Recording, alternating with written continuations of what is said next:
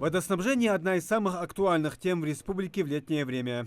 Основные проблемы в этом году в Инарки, Сагапши, Пседахе и втором микрорайоне Малгобека. Ранее в этот список входили Плиево и Гейрбек-Юрт. Там бесперебойное водоснабжение наладили благодаря установке каптажного колодца в первом случае и дополнительной насосной станции во втором. Министр энергетики и ЖКХ Ахмед Лалухоев отметил, что проблем с дебитом воды нет. Все из-за ветхих сетей. Вчера были две аварии на магистральном водоводе в районе Троицкой.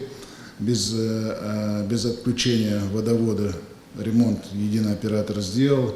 По серьезной аварии вчера была вечером уже по той же магистрали, уже в районе Очелуков, где завод. За прошедшую неделю единым оператором ликвидировано более 30 аварий на внутрипоселковых и на технологических линиях.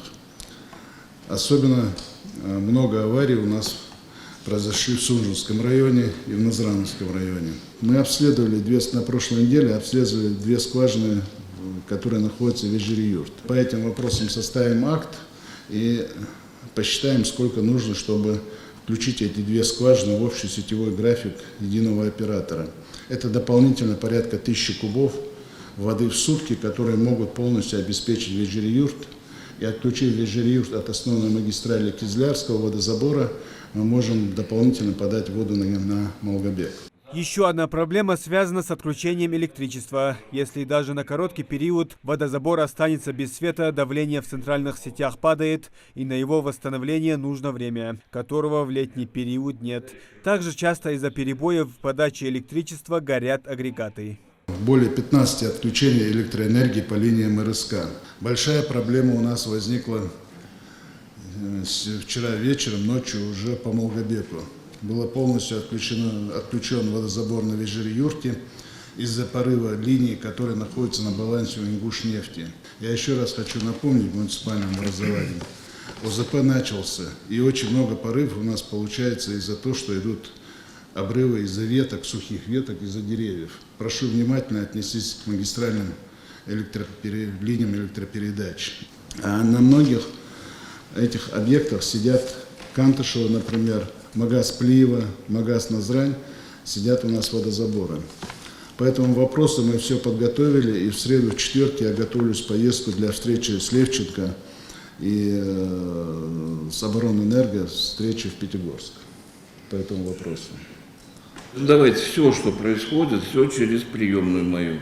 У меня дежурят референты, отключилась, звоните, а потом, Лиза Руслановна, а мы можем подать в суд на наш вот этих энергетиков? Ну вот отключилась сейчас электроэнергия, у нас эта труба пустая. В Кантыше воды нет, туда воды нет. Ну я не знаю, как это, ну с ними как бороться по-другому? Он говорит, они отключают, когда хотят, то есть не предупреждают. Ну, пример того, что они отключили, а у нас сгорел мотор, а у жителей сгорели холодильники. Ну и давайте их тогда вот этими, они просто, знаете, расслабились. Вот у нас сгорело 4 насоса. Вот и давайте, пусть они нам их купят, эти 4 насоса. Далее на совещании обсудили ход уборочной кампании. Под урожай 2024 года засеяли около 72 гектаров. По графику с 25 июня идет уборка озимых и ранних яровых культур. Планируется завершение жатвы к 1 августа. Более 60 единиц техники у нас задействовано, все складские и весовые помещения готовы. Сейчас у нас идет уборка на площади 34,2 тысяч гектаров. Это озимые и ранние яровые культуры. На сегодняшний день мы убрали уже 22,8 тысяч гектаров. Это 67% от общей площади, без учета поздних яровых культур. Средняя урожайность именно по той площади, которая уже убрана, 30-32 центнеров с гектара. Помимо обозначенных тем поднимали на совещании такие, как реализация национальных проектов, отбор граждан на военную службу по контракту, снижение теневой занятости, подготовка проекта республиканского бюджета на 2025 год и на плановый период 2026-2027 годов. Также на совещании проводили на пенсию главного федерального инспектора по республике.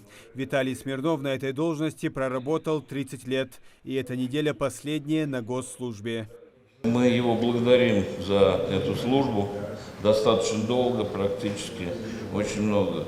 Виталий Ильич, вот примите искренние слова благодарности от имени главы республики. Это благодарность. Махмуд Алим Максимович благодарил, просил лично вас поздравить. 30 лет отдано Ингушетии. Более 10 лет я работал в структурах, связанных с ликвидацией последствий Остино-Ингушского конфликта, и около 20 лет, в сумме 30 лет, работаю здесь федеральным инспектором и главным федеральным инспектором. Мне приятно завершать свою работу в компании таких людей, как вы, квалифицированных, эрудированных, ответственных, умеющих болеть за порученное дело и которые через сердце и через свой разум пропускают стоящие задачи. Мира и благополучия вам, вашим родным, близким. К новым служениям! Спасибо большое.